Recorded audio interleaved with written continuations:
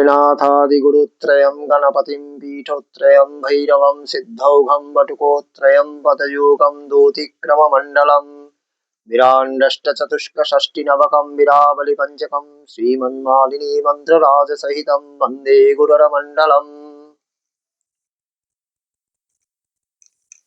तंत्र मार्ग में प्रधानतः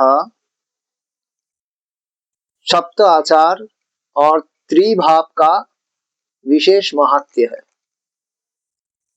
ये सप्त आचार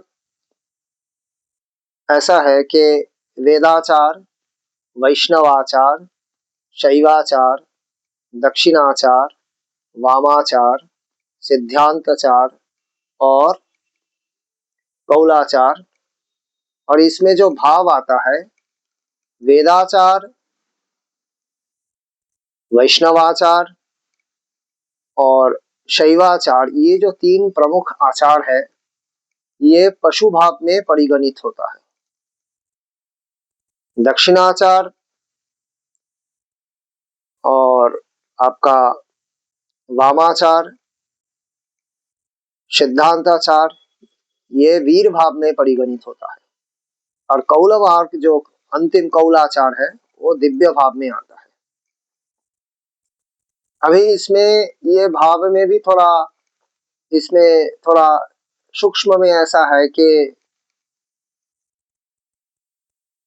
वेदाचार, वैष्णवाचार और ये जो शैवाचार है, ये तीन आचार जो है ये स्वभाव पशु में आता है। स्वभाव पशु का मतलब है कि स्वभावतः वो पशु है, उसमें पाशविक बंधन होने के कारण उसमें आचार विचार का बहुत, ये आचार में हमको दिखाई देता है कि ये जो वेदाचार, वैष्णवाचार और शैवाचार में बहुत निष्ठा, नियम और बहुत विधि विधान का प्राधान्य है।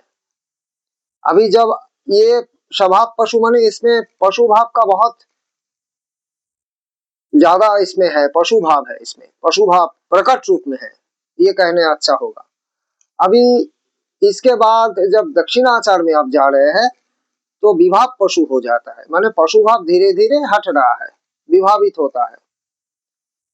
फिर दक्षिणाचार से जब वामाचार में जाते हैं तो वामाचार में जाने से वो विभाव वीर हो जाता है, माने वीर तो हुआ है पर पूर्ण रूप में वीर नहीं हुआ, वीर से थोड़ा वीर होके भी थोड़ा कमी है।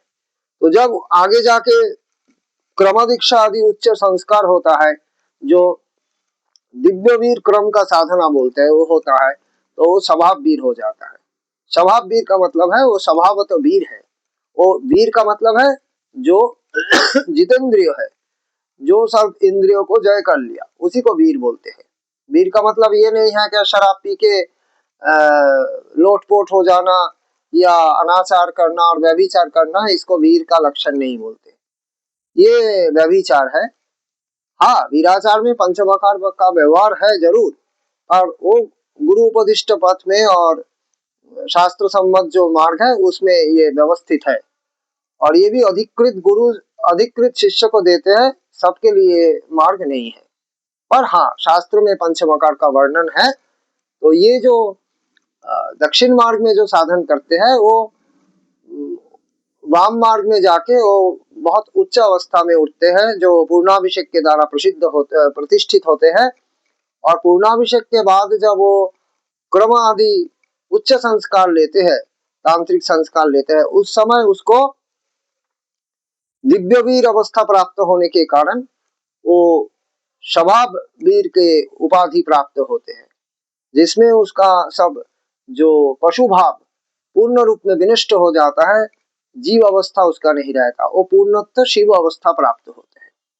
ये कौला अवस्था का जो एकदम अंतिम स्थिति जिसको बोलते हैं, जो शिव अवस्था, कौलरेव गुरु साक्षात कौलरेव सदा शिव, कौल साक्षात शिव है, ये अवस्था प्राप्त होते हैं। अभी हमारे बंगाल में और पूर्वांचल में दक्षिणाचार ज्यादा प्रसिद्ध नहीं है, और यहाँ जो दक्षिणाचार हम लोग देखते हैं, कहीं होगा भी तो उसमें अनुकल्प का पूजा थोड़ा होता है, पर ये सही में दक्षिणाचार का यहाँ पे गौण रूप में है। यहाँ पे मुख्य रूप में वामाचार ही होता है कालीकुल में, और श्रीकुल में कोई कोई साधक वामाचार करते हैं, बहुत कम। ज्यादा से ज्यादा जो साधक है वो दक्षिण मार्ग में ही साधना करते हैं। तो वहाँ पे दक्षिण मार्ग में जो साधना होता है वो बंगाल के दक्षिण मार्ग और दक्षिण भारत के दक्षिण मार्ग में बहुत अंतर है, क्योंकि बंगाल में या पूर्वांचल में जो दक्षिण मार्ग में साधन होता है वो शाक्ताभिषेक के या शाक्ताभिषेक के नीचे में रहते हैं। और यहाँ पे जो दक्षिण भारत के जो आपका दक्षिण भारत में जो श्री विद्या पूर्णाभिषेक होता है या उच्च संस्कार होता है वो दक्षिण मार्ग में ही साधन करते हैं। दक्षिण भारत में वाम मार्ग का ज्यादा मान्यता है नहीं, जो करते हैं बहुत कम, गुप्त रूप में एक दो साधक करते होंगे, पर ज्यादा से ज्यादा दक्षिण मार्ग में ही साधन करते हैं। तो इसमें कोई लड़ाई या झगड़ा की बात नहीं है, सभी भगवती को चाहते हैं, भगवती को पाना ही जीवन का मूल उद्देश्य है। तो जहाँ जिस परंपरा से जो लोग दीक्षा लेते हैं, इसमें कोई ऊंचा नीचा छोटा बड़ा ये अच्छा वो बुरा कोई बात नहीं है। जो जिस परंपरा से, जो गुरु संप्रदाय और परंपरा से जिसको जो मिला है वो साधना वैसे करेंगे। और दक्षिण भारत के साधना मुख्यतः दक्षिण मार्ग में होता है, और कौल मार्ग और वाम मार्ग के जो साधना है मुख्यतः कालीकुल में होता है। अभी ये वेदाचार क्या है, ये वैष्णवाचार क्या है, ये शैवाचार क्या है, दक्षिणाचार क्या है, ये सब आचार हम धीरे धीरे एक एक करके विश्लेषण करेंगे। नारायण।